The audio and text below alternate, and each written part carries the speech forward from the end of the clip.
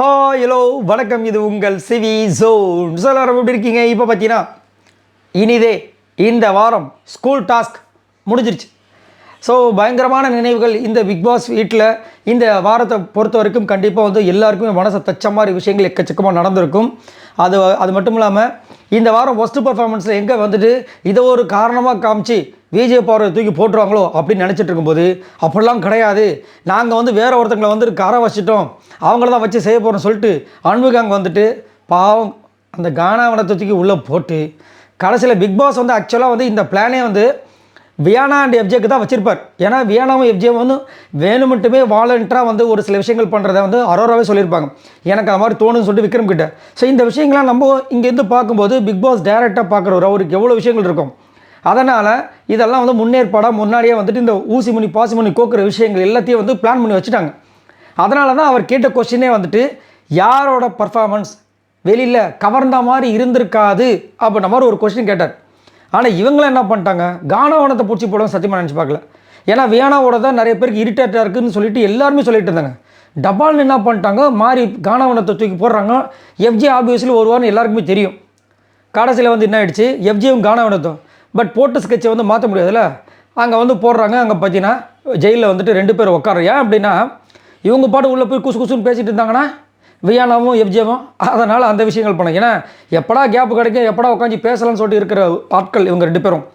So இந்த மாதிரி ஒரு விஷயம் அழகாக வந்து பண்ணாங்க. பட் கானாவனத்தை அதில் போட்டிருக்க வேண்டான்றது என்னோட கருத்து. ஏன்னா இது வரைக்கும் நான் இவ்வளோ ஃபீல் பண்ணது கிடையாது. ஏன் அப்படின்னா கானாவனத்தை அந்தளவுக்கு பர்ஃபார்மன்ஸ் பண்ணியிருக்காரா, நீங்கள் ஏன் இவ்வளோ சப்போர்ட் பண்ணி கேட்டிங்கன்னா அந்தளவுக்கு பண்ணாரான்றதை விட அவரை விட மோசமாக வீட்டில் சும்மா வந்து ஓபி அடிச்சுட்டு மிக்சர் சாப்பிட்டுட்டு இருந்தவங்களாம் வந்து வெளியில் ஜாலியாக இருக்கும்போது இவர் தூக்கி போடலாது எனக்கு அது ஒரு வருத்தம். ஆனால் வந்து அவங்க கனி ஏன் அப்படி பண்ணாங்கன்னு உங்களுக்கே தெரியும். அந்த எக்ஸிபிஷன் அந்த டூரு டாஸ்க்கை வந்து இவர் வந்துட்டு கனியை தாக்கின விஷயங்கள் வந்து அவங்க அங்கே பழி வாங்கிட்டாங்க. ரைட். இப்போது இந்த இதில் வந்து யார் பெஸ்ட்டுன்னு அவங்க தேர்ந்தெடுக்க போகிறாங்கன்றது ஒரு பெரிய விஷயம். இதில் வேறு வந்து கனி என்ன சொல்லியிருக்காங்க, விக்ரமும் அரோராவும் தான் பெஸ்ட்டாக. சரி தான் கிழிஞ்சுது. கடைசியில் போகிற பக்கம் பார்த்தா அரோரா அடுத்த வர கேப்டன் ஆக்கிடுவாங்க போல.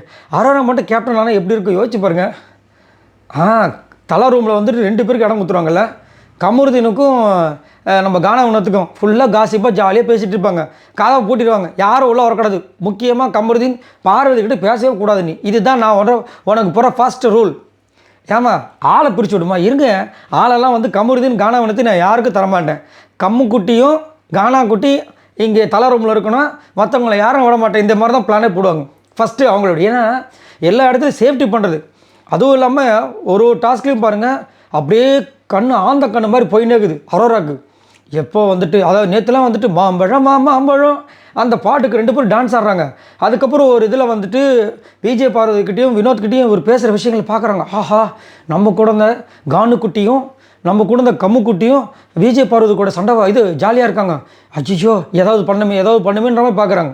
என்னம்மா இதுன்னா எல்லாமே உள்ளே இருக்கிற டோப்பமெண்ட் பண்ணுற வேலை அப்படின்றாங்க. ரைட்ரா, சூப்பர் பாவம் என்னமா இருந்துச்சு. எது எப்படியோ இந்த டாஸ்க்கு கண்டிப்பாக சீசன் 9 வந்துட்டு பொறிக்கப்பட்ட டாஸ்க்கு தான். ஏன்னா அதில் விஜய் பார்வதி பொறிச்சிட்டாங்க.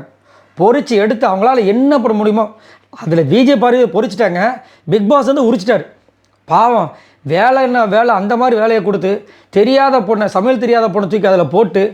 ஏன்னா பிக் பாஸ்க்கு தெரியும் இப்போது அந்த டாஸ்க்கை பொறுத்த வரைக்கும் அந்த கிச்சனில் கனியை போட்டால் சண்டை வருமா, எல்லோரும் அட்ஜஸ்ட்மெண்ட் ஆகிடுவாங்க, கண்டென்ட்டே இருக்காது.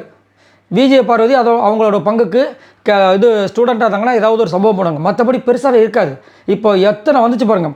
விஜய் பார்வதி அங்கே இருக்கிற காரணத்தினால நைட்டு ப்ராங்க் பண்ணுறாங்க, முடியை கட் பண்ண மாதிரி அங்கே ஒரு சண்டை, திவ்யா வந்து சண்டை, எப்ஜே வந்து சண்டை உருளுது இவங்க விஜய் பார்வதியோட மண்டை, கனியோட சண்டை.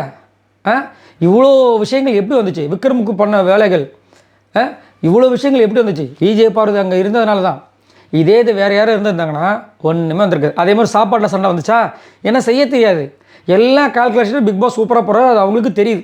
அதனால தான் அன்றைக்கே சொல்லியிருப்பார் விஜய் பார்வதி உங்களுக்கு நான் சொல்ல வேண்டிய அவசியமே இல்லை, நீங்கள் இந்த கேமை கரைச்சி குடித்தவங்க அப்படின்ற மாதிரி ஒரு விஷயத்த சொல்லியிருப்பார். எது எப்படியோ சூப்பராக வந்து முடிஞ்சது. எல்லோரும் வந்துட்டு போஸ்க்கு வந்து இப்படி அப்படின்லாம் கொடுத்துருந்தாங்க. இனிதான் முடிஞ்சுது. ஸோ நீங்கள் உங்களோட கருத்துக்கள் சொல்லுங்கள். என்னையை கேட்டிங்கன்னா நீங்கள் சொல்லுங்கள் ப்ரோ, யார் வந்துட்டு இந்த வீக்லி டாஸ்க்கை பொறுத்த வரைக்கும் பெஸ்ட் பர்ஃபார்மன்ஸ் அப்படின்னா நான் சொல்ல வேண்டிய அவசியமே இல்லை. உங்களுக்கு என்னோடய வீடியோஸ் பார்க்கும்போது தெரிஞ்சிருக்கும். ஃபர்ஸ்ட்டு கண்டிப்பாக விஜய் பார்வதி தான். ரெண்டாவது கேட்டிங்கன்னா விக்ரமையும் வியானாவையும் சொல்லுவேன். ஏன்னா அவங்க இந்த டாஸ்க்கு வந்து ஏதோ ஒன்று சம்பவம் ப்ளஸ் ஆர் மைனஸ் ஏதோ ஒன்று பண்ணாங்க. ரெண்டாவதுல வந்து இவங்க 2 பேர். ஃபஸ்ட்டில் வந்துட்டு கண்டிப்பாக வந்து எஃப்ஜே இருப்பார். அதுக்கப்புறம் பார்த்தீங்கன்னா அரோரா, ரம்யா, இவங்கள சுபிக்ஷா, இவங்களில் யாரையாவது ஒருத்தர் நான் போடுவேன். சாண்ட்ரா, பிரஜன், இவங்களாம் என்னோடய இதில் இருக்காங்க. திவ்யா பாருங்கள் சொல்ல வந்துகிட்டே இருக்குது. இவங்கள தான் நான் வந்துட்டு சொல்லுவேன். கானவனத்தில் சொல்லவே மாட்டேன். உங்களோட கருத்துக்களை சொல்லுங்கள். பெஸ்ட்டுனா யார் சொல்லுவீங்க, ஒஸ்ட்டுனா யாரை சொல்லுவீங்க?